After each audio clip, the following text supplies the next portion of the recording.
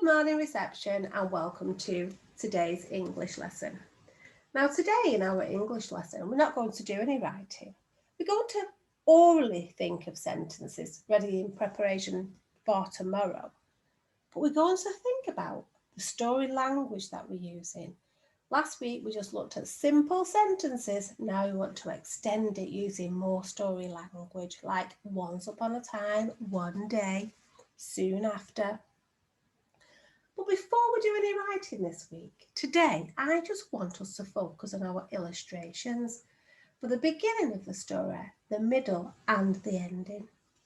Remember last week I mentioned the illustrations? Can you tell me what the illustrations are in the story? Well done, they are the drawings, the lovely pictures. And then this is the writing, but we're looking at the illustrations today. So I'm just going to share a little storyboard with you here. And it says beginning, middle and end. I will upload this onto Dojo for you to draw pictures on for the beginning, middle and end. Please don't worry if you've not got a printer, because remember I haven't got a printer. So you can have your whiteboard or your piece of paper and draw the 3 squares or 3 rectangles. That's all you need to do. Then draw your illustrations for the beginning, middle and end. But first of all, we need to think about the parts of the story at the beginning.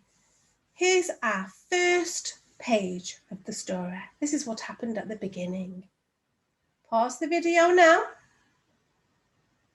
because you're going to think about this sentence that could go with this part of the story. We're going to extend it because all we're doing is talking. We're not writing today. One day, a boy found a penguin at his door. The boy thought that he was lost. Show me your confused faces. So you can see we've extended it. I want you to think of a story for this part of the story. The next part is the middle part of the story. Let's look at the illustrations for the middle part of the story. Lots is going on here, isn't there? He's packing his bags. He's sailing in the bad weather. There's a wave whooshing over him. And then he gets out of his rowboat and on to the South Pole. That looks like an iceberg, doesn't it? So again, you can pause this part and think of sentences or a paragraph for what can go with this story orally. This is where we practice speaking. I shall say this. The boy discovered that penguins come from the South Pole. So he packed everything they needed and set off to the South Pole in bad weather. And at the end of the story, I can see what's happening. This is my favourite part of the story. Pause me again. Think of how this story ended, which words and sentences you can use to describe what's happening here. Then can turn me back on.